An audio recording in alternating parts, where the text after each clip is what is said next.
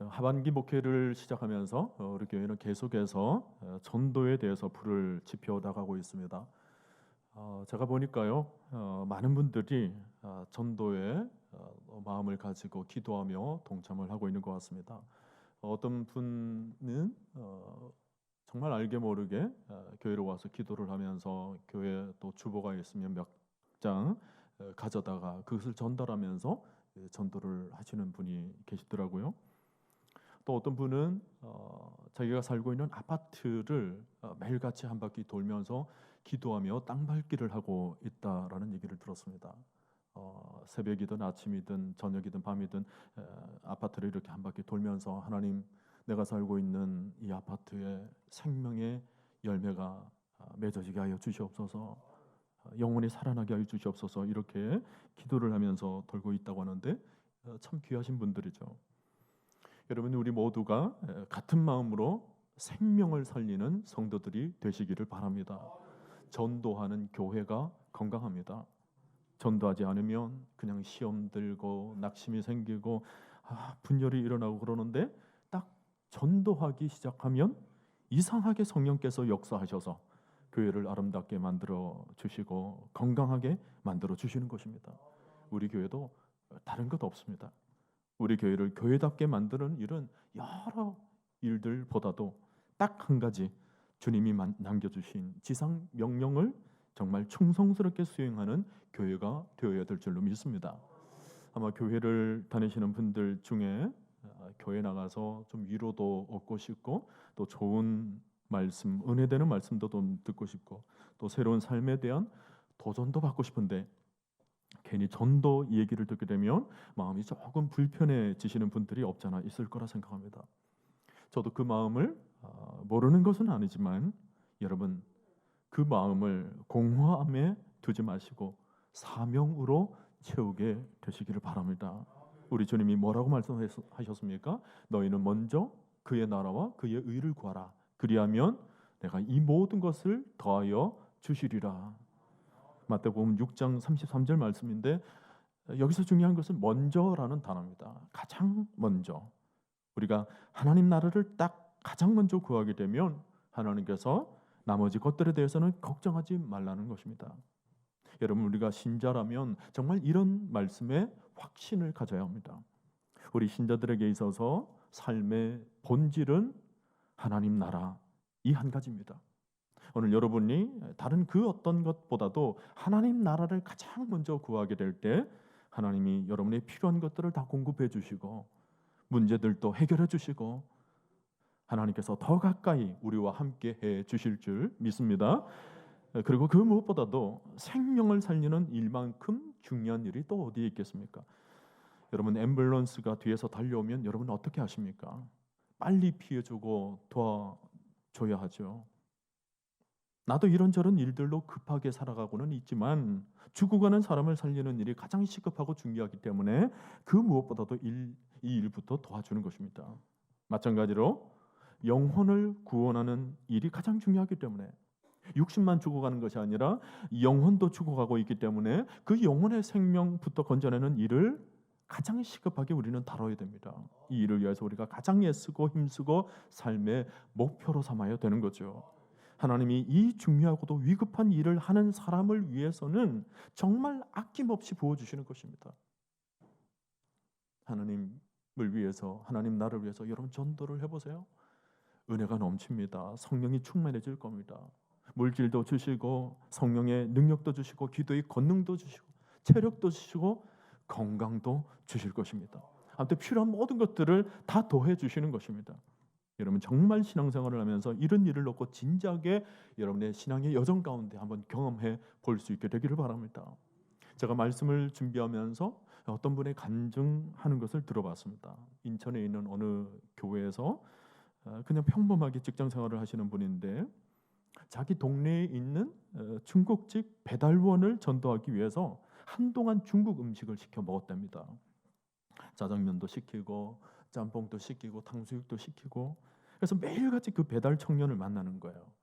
그러면서 볼 때마다 교회 나오고 전도를 하는 겁니다. 세상 살면서 자기한테 그렇게 관심을 보이는 사람이 없었는데 그렇게 자기에게 관심을 가져주고 배달 올 때마다 수고 많다고 음료수도 주고 요구르트도 주고, 그게 너무 감동이 되어가지고 그 청년이 드디어 교회를 오게 되었답니다. 그리고는 교회가 너무 좋은 거예요. 신앙생활하는 것이 너무 좋고 감사해서 세례까지 받고 아주 성실한 믿음의 청년이 되었습니다. 근데 그 다음이 더 감동이에요. 그 배달 청년이 이제 자기가 짜장면을 배달할 때마다 그냥 배달하는 것이 아니에요. 복음을 같이 전하는 것입니다. 아파트 가서 손님한테 음식을 배달하고는, 손님, 제가 교회를 다닙니다. 우리 고객님도 교회를 다녔으면 좋겠습니다. 아주 깍듯이 인사를 하고 한마디 하고 내려오는데, 내려오는 일도 그냥 엘리베이터를 안 타는 거예요. 그냥 계단으로 내려오면서 가정들마다 돌면서 전도지 꽂을 수 있는 데는 꽂고, 또 사람을 만나면 깍듯이 인사하며 예수 믿으세요, 예수 믿고 천국 갑시다, 이런 얘기들을 하면서 그렇게 동네 인사를 잘하기로 소문이 나 있답니다. 여러분, 얼마나 멋있습니까? 비록 힘들게 살아가는 삶이지만 인생의 사명을 발견하니까 그렇게 삶이 즐거운 거예요. 저도 개인적으로 전도를 생각하면 늘 제 마음 가운데 각인되는 문구가 있습니다. 삶은 감동이고 감동은 곧 전도다. 여러분 한번 따라서 해보세요. 삶은 감동이고 감동은 곧 전도다.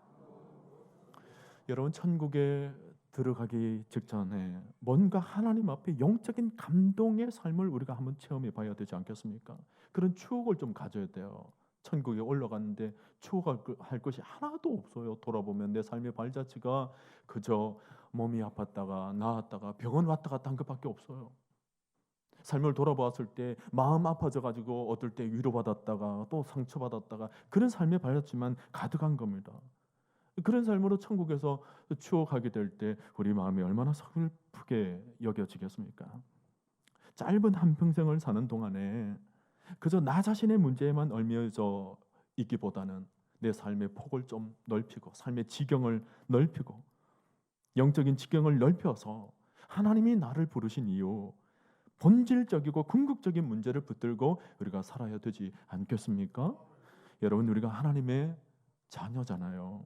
우리가 하나님의 자녀가 된 것이 확실하다면 우리의 삶은 한 가지로 단순해야 됩니다. 자꾸 세상에 이끌려서 이중 마음을 가져서는 안 되는 것입니다. 세상을 돌아보면 늘 시끄럽고 세상에 희망이 없다고, 그게 내 마음까지도 다 빼앗겨가지고 그냥 하루하루 의미 없이 살아가게 되어서는 안 되고, 우리가 세상의 영향을 받는 것이 아니고 하나님의 말씀의 영향을 받아야 될 줄로 믿습니다. 그리고는 하나님 뜻대로 우리가 사는 겁니다. 딱 한 가지 단순하게 딱 붙잡고 하나님의 뜻대로 말씀 따라 살아가는 거죠. 여러분, 하나님의 뜻이 뭐예요?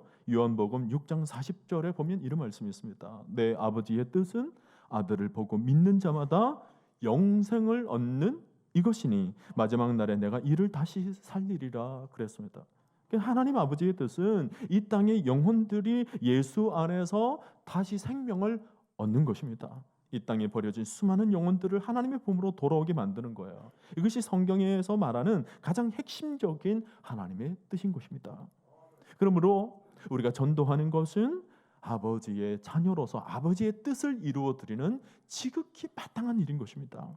왕의 자녀로 태어나면 왕가의 법칙을 따라야 되는 것처럼 하나님의 자녀가 되었다면 이제 하나님의 뜻대로 살아가는 것이 우리에게 주어진 하나님 자녀로서의 숙명인 것입니다. 그러므로 저나 여러분이나 이 길에 조금 더 의심하거나 두려워하지도 마시고 온전히 하나님의 뜻에 순종할 수 있게 되기를 바랍니다. 우리 하나님께서 도와주시고 또 그렇게 순종하는 자들에게 큰 상을 주실 줄로 믿습니다. 자, 오늘 본문은 이제 다음 주 지금까지 우리가 접촉한 분들을 모시고 오는 초청주의를 앞두고 우리에게 가장 중요한, 아주 중요한 메시지를 던져주고 있는 내용입니다. 우리 예수님께서 비유로 하신 말씀인데요. 우리가 이 본문의 말씀을 묵상해 보면 이제 가을 새생명 축제의 대미를 장식하면서 우리 모두가 반드시 꼭 기억해야 할 일들을 발견할 수 있습니다. 제가 세 가지로 정리해서 말씀을 드립니다. 우선 첫째로 교회는 잔치집이다라는 사실을 우리가 분명히 인식할 수 있기를 바랍니다. 우리가 성경을 보면 하나님이 통치하시는 나라를 자주 잔치로 표현할 때가 많습니다. 에스겔서를 보면 만군의 주님께서 세상 모든 민족을 시온산으로 부르셔서 제일 좋은 살코기와 포도주를 대접하는 풍성한 잔치가 열릴 것이라고 말씀하고 있습니다. 요한복음서를 보면 예수님의 첫 번째 이적이 뭐였습니까? 가나의 혼인 잔치가 일어났다라고 말씀을 하고 있죠. 우리 예수님이야말로 하나님께서 이 땅에 베풀어 주신 잔치 그 자체였던 것입니다.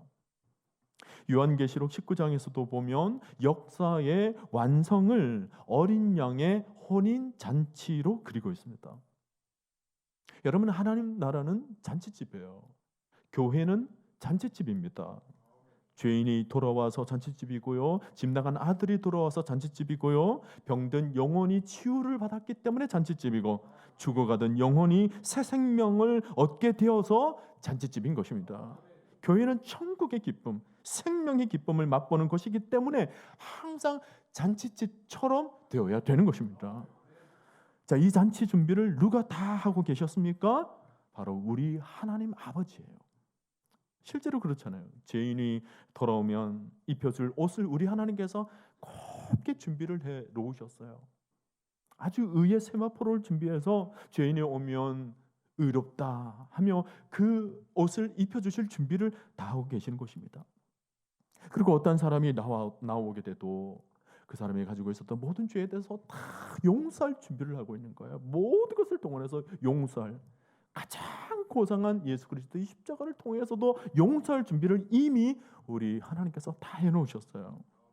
또 마음에 상처가 있는 사람에게는 성령의 위로를 안겨다 주시기 위해서 온 마음으로 위로의 영이신 하나님께서 지금 준비하고 계시는 것입니다. 그리고 영원히 사는 영생의 약속도 이미 예비해 놓으셨어요. 이게 지금까지 여러분들의 신앙생활을 하면서 모두가 음으로 양으로 다 경험하고 다 여러분께서 경험했던 내용이죠. 하나님이 다 준비하셨어요. 한 사람 한 영혼 소외됨 없이 다 준비를 하셨어요.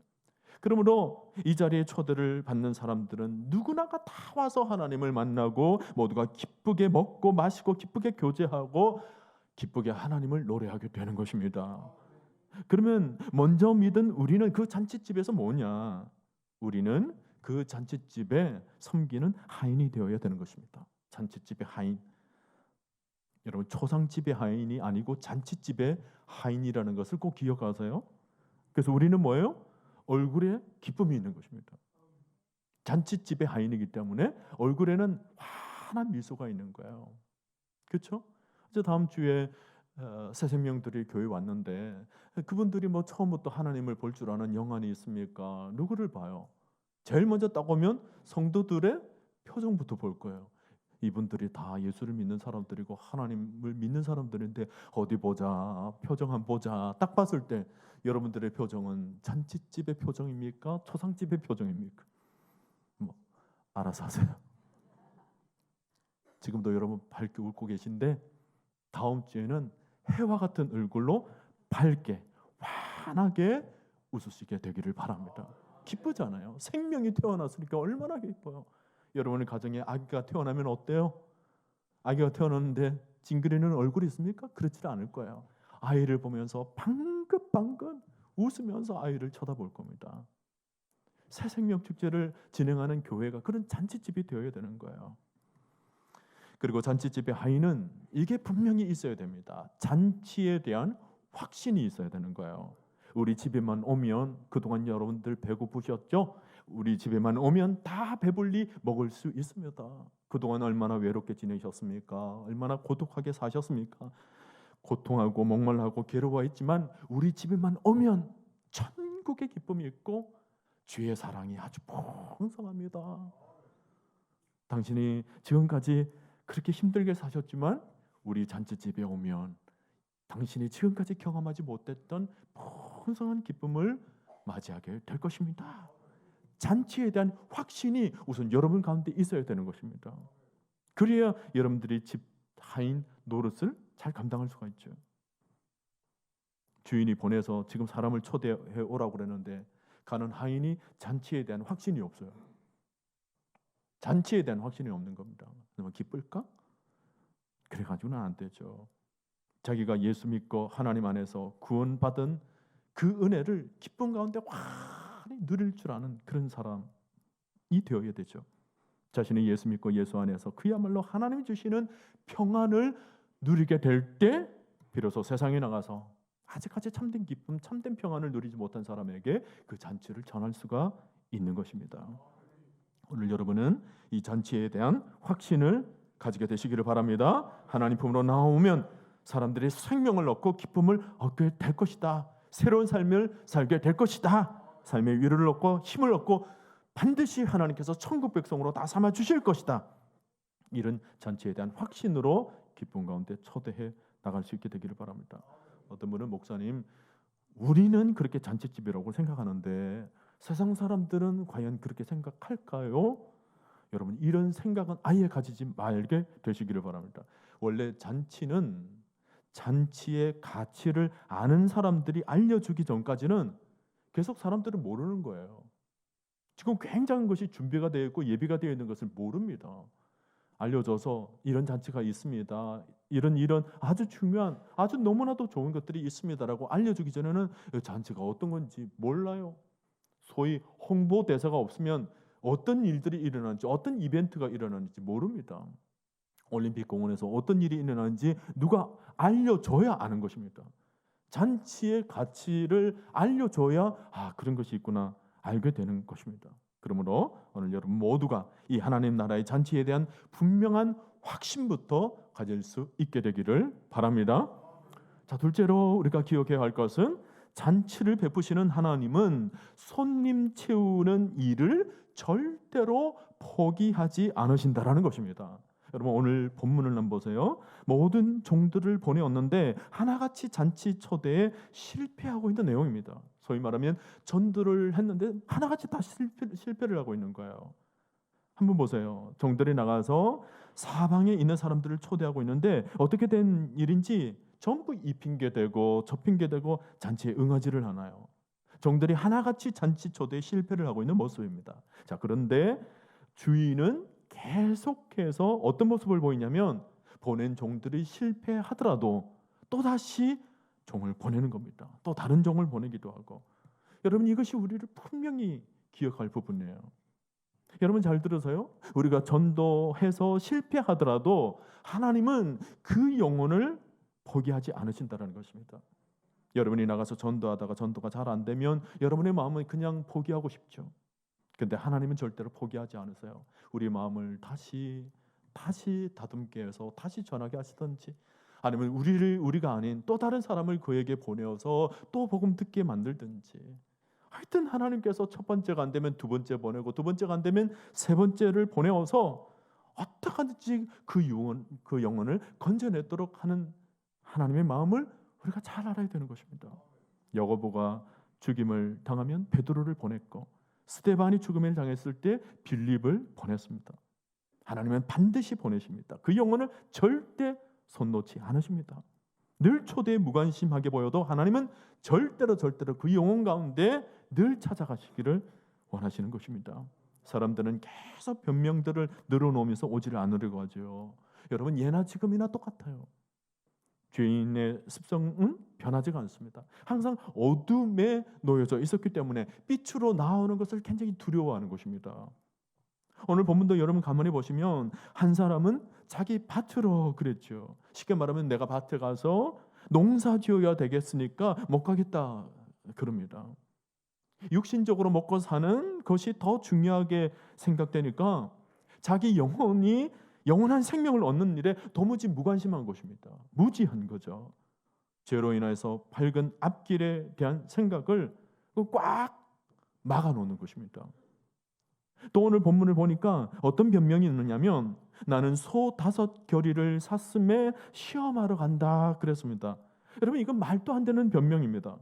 어느 누가 물건을 사 와가지고 시험을 하는 사람이 누가 있습니까? 사기 전에 꼼꼼하게 따지고 시험하고 꼼꼼하게 쓸모가 있는지를 다 해보고 난 뒤에 요것저것 다 따지고 물건을 사죠. 근데 이게 뭐예요? 근데 이 사람은 소를 샀으니까 이제 잘 되는지 시험해 보러 가겠다. 좋은지 시험해 보러 가겠다.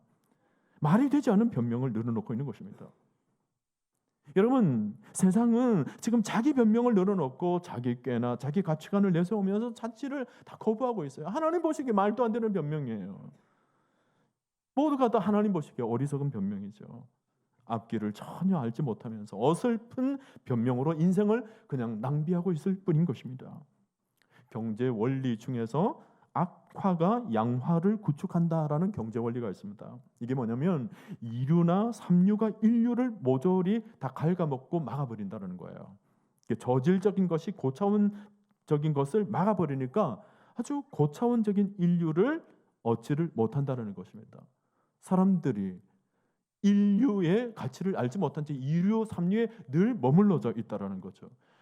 우리 인생도 가만히 보면 이런 원리가 우리 인생의 비극을 만들고 있습니다. 여러분, 인류가 뭐예요? 영원히 사는 것입니다. 근데 이유는 뭐예요? 일시적으로 사는 거예요. 인류가 뭐냐면 하나님 나라를 위해서, 하나님의 영광을 위해서 아주 높게, 아주 위대하게 쓰임을 받는 거죠. 근데 이류와 삼류가 뭡니까? 그저 내게 주어진 삶, 생명을 겨우 연장하면서 쾌락만 겨우겨우 일시적으로 누리고 인생을 하면 그냥 엔조이하면서 그냥 적당히 살아가다가 인생을 마는 이류 삼류 인생. 많은 경우에서 보면 어디가 이런 이류 삼류에 속하는 세상의 것들이 영원에 속하는 인류를 다 막고 있는 거예요. 그래서 구원받지 못하게 만듭니다. 대단히 안타까운 일이죠. 일시적인 안개가 태양을 막아버리듯이 세상의 일시적인 것이 영원한 것들을 막아버린 것입니다. 사업을 잘하고 세상에 성공하는 것이 제일인 줄 알고 그런 것이 영원한 생명을 막아버리는 거죠. 우리 영혼에 있어서 정말 중요한 것이 세상적인 것들에 의해서 다 막혀있는 삶, 이게 너무 안타까운 것입니다. 미국 한인 사회에서 어떤 청년 하나가 이제 유학 생활을 끝마치고 난 뒤에 한국으로 돌아오지 않고 미국에서 직장을 얻었어요. 그리고 나중에 영주권까지 얻었습니다. 그러니까 이제 내가 여기서 한번 아메리카 드림을 이뤄보자, 돈을 마음껏 한번 벌어보자 하고는 여기저기서 직장을 얻어가지고 밤낮으로 투잡, 쓰리잡으로 일을 하는 겁니다.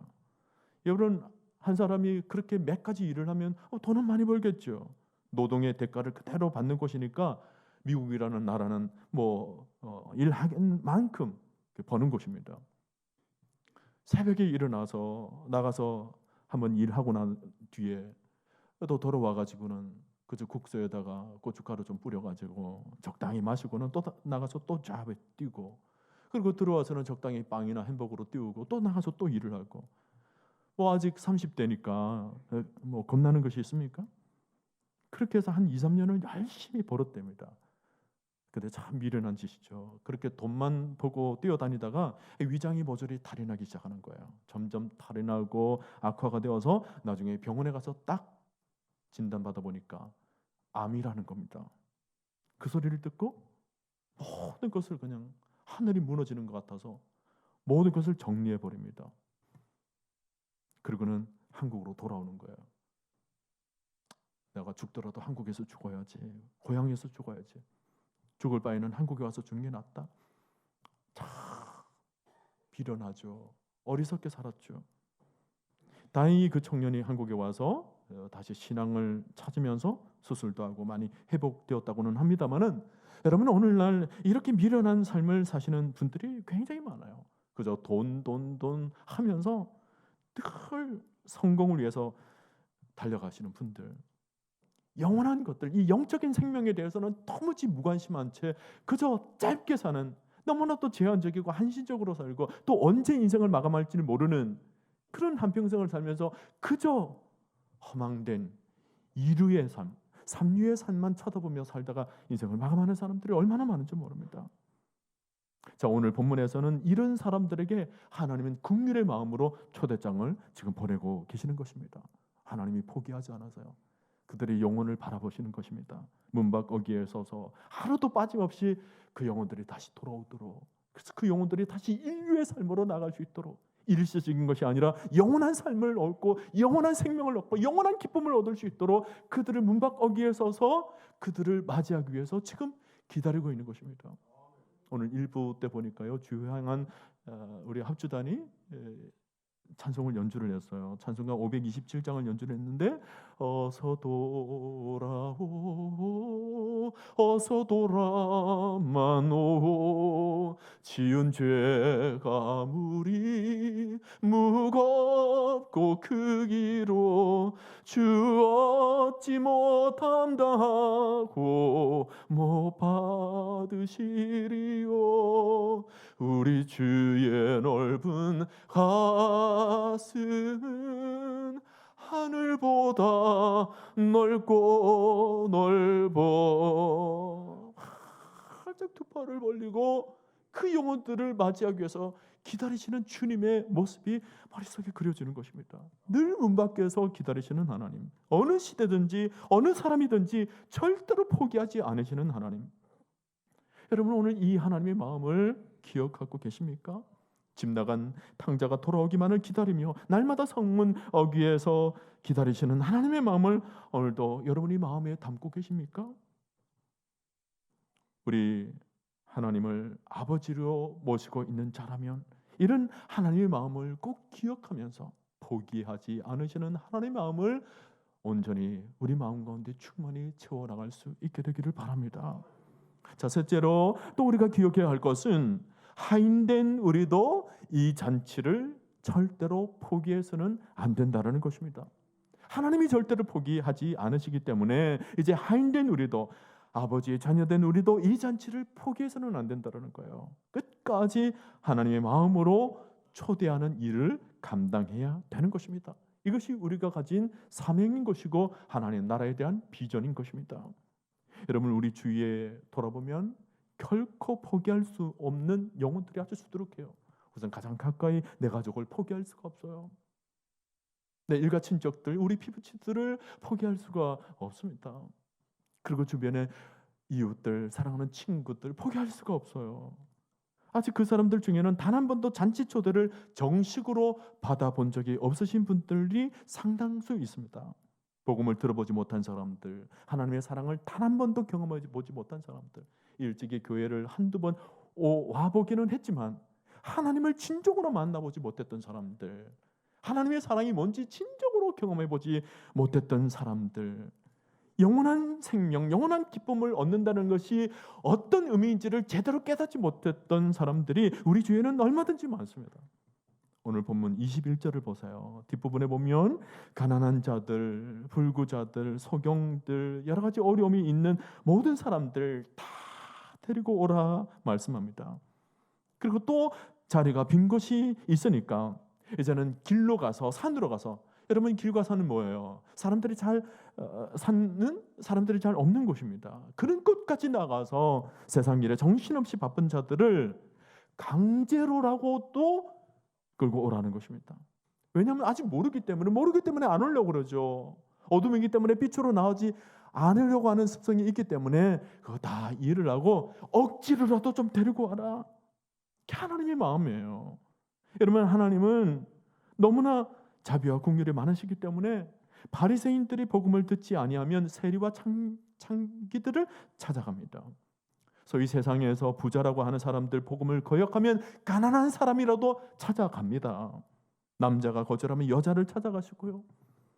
어떻게 해서든지 사람들을 만나고 사람들을 찾아가서 하나님은 그들을 불러내시는 것입니다. 왜냐하면 너무나 찾을 사람들이 많고 초대할 사람들이 많아서 하나님이 쉬지 않고 지금도 일하신다는 거예요.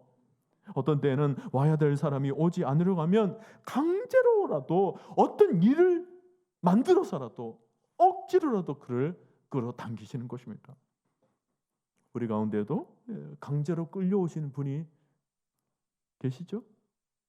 내가 처음 예수를 믿을 때 강제로 끌려다니신 분 계시죠? 손 한번 들어보세요. 여러분들은 모두가 처음부터 그냥 갑자기 예수를 잘 믿게 되었습니까? 아닐 거예요. 수도 없이 도망가고 아버지가 끌어당기고 엄마가 끌어당길 때 끝없이 내 교회 안 다닌다고 그러고 친구가 교회자고 그래도 어디로도 도망가 버리고. 그런데 뭐예요? 하나님께서 누구를 통해서든 억지로 강제로라서라도 끌어와서 오늘 이 자리에 여러분들이 앉아 계신 줄로 저는 믿어요. 그런 사람들이 많죠. 전부가 뭐예요? 우리 스스로가 내가 알아서 잘 나온 것이 아니라 하나님의 관건적인 사랑에 의해서 이 자리에 나오게 되었다라는 거예요. 디모데전서 2장 4절 말씀을 보면 전도학에서 너무 중요하게 다루는 말씀이니까 여러분 외우세요. 하나님은 모든 사람이 구원을 받으며 진리를 아는 데에 이르기를 원하시느니라. 다시 한번요. 뭐라고요? 하나님은 모든 사람을 구원을 받으며 진리를 아는 데에 이르기를 원하시느니라. 너무 중요한 말씀이에요. 보통 우리는 택함을 입은 사람들만 주의 품으로 온다 그렇게 생각하시죠? 근데 실은 하나님의 마음이라는 것은 원래는 모든 사람이 구원을 얻기를 원한다라는 것입니다. 모든 사람이에요. 복음은 누구에게나 열려있는 공평한 초청인 것입니다. 잘난 사람이나 못난 사람이나 있는 사람이나 없는 사람이나 높은 사람이나 낮은 사람이나 할 것 없이 모든 사람에게 이 복음이 필요하기 때문에 생명을 얻는 영혼을 구원 얻는 이 일이 필요하기 때문에 그들 모두에게 공평하게 주님은 찾아가신다는 것입니다. 여러분 오늘 본문에서 하나님이 초대장을 보낸 사람들을 보세요. 겉으로 보기에 여러분들이 보시기에 하나님이 택한 사람들 같습니까? 택하지 않은 사람들 같습니까? 처음에 아예 돌아보지도 않고 자기 밭으로 간 사람들, 자기 사업하러 간다고 떠나간 사람들, 소위 뭐예요? 전도해보면 그냥 아주 표독스럽게 거역을 하고 내 갈 길로 가는 사람들이에요. 그런 사람들 볼 때마다 뭐예요? 택한 사람들 같습니까? 또 초대장을 들고 온 하인들을 보고 그 사람들을 잡아다가 모욕하고 죽이는 사람들이었어요. 어떻게 이런 일이 있을 수 있습니까? 전도를 했는데 전도지를 아주 표독스럽게 던져버리고 찢어버리고 그리고는 우리를 바라보고 세상 사람들 앞에 아주 모욕을 하고 믿으려면 너나 잘 믿으라 그러고 온갖 핍박을 하는 그런 사람들이 여러분들이 딱 보기에 택한 사람들 같습니까? 안 같습니까? 안 같죠? 우리 눈에는 하나님이 저를 버렸나? 하나님이 저를 구원하지 않았나? 사람의 눈으로, 인간의 눈으로 보기에 겉으로 보면 모두가 버림받은 사람들처럼 보입니다. 그렇죠? 그런데 하나님은 어때요? 이런 사람들을 포기하지 않으십니다. 종들을 보냈다라는 거야. 그 사람들에게 가서 초청을 했다라는 거예요. 겉으로 보기에는 믿지 않을 것 않는 사람처럼 보였는데도 하나님은 그에게 초대장을 보냈다라는 거예요. 모두가 똑같이 공평하게 그의 영혼이 구원받기를 원하시느니라.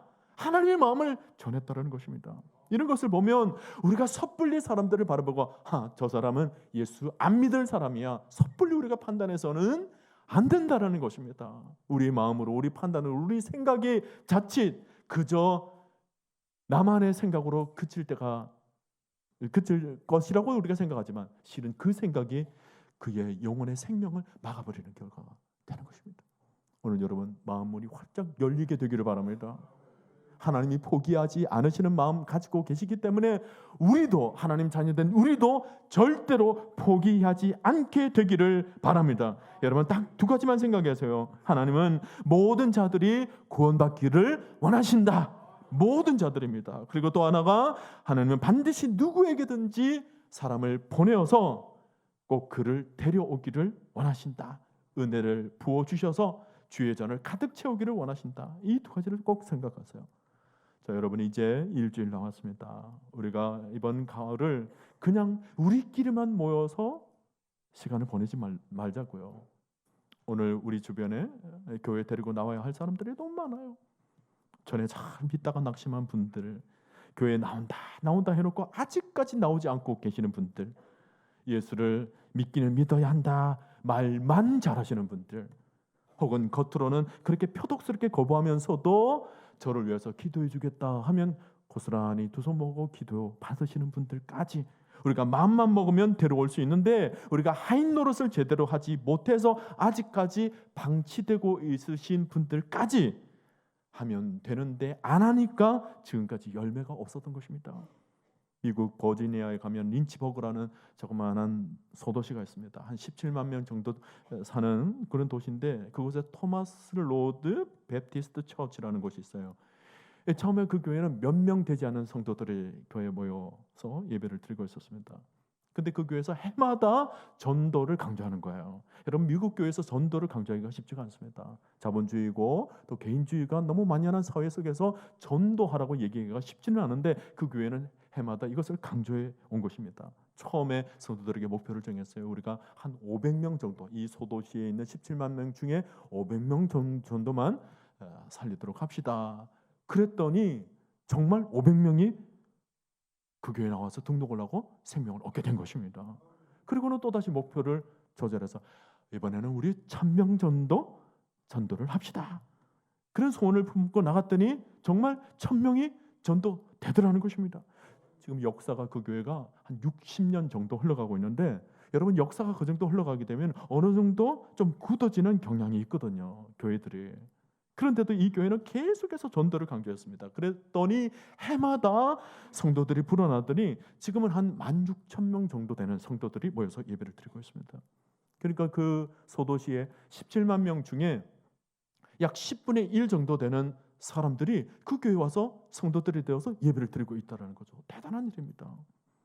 저는 그 교회의 역사를 정말 사모합니다.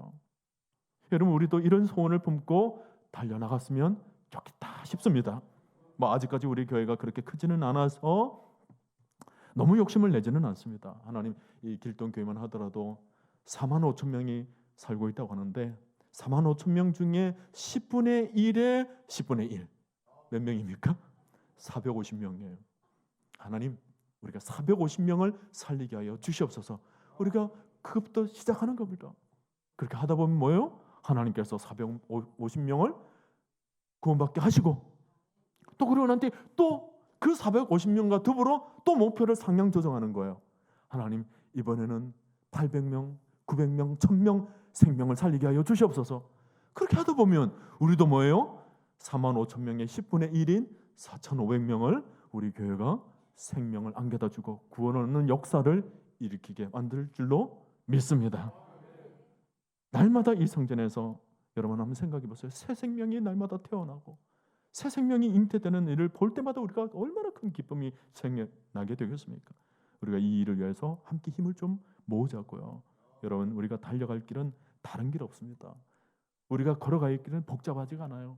주님이 만들어 놓으신 생명의 길과 진리고 생명이 되신 주님의 십자가의 길을 걸어가는 일에는 복잡하지가 않습니다. 딱 단순하게 천국을 향하여서 믿음의 길을 걸어가며 복음을 위해서 사는 것입니다.